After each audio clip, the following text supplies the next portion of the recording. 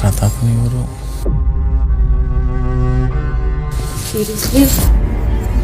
ಯಾಕೋ ಫುಲ್ ಚೂರು ಕಾಣ್ತಾ ಇಲ್ವಾ? ಕಾಣ್ತೈತೆ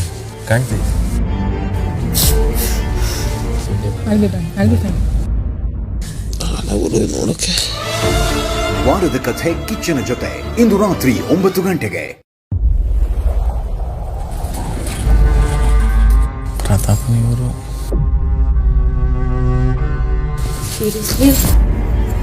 ಯಾಕೋ ಫುಲ್ ಚೂರು ಕಾಣ್ತಾ ಇಲ್ವಾ? ಕಾಣ್ತೈತೆ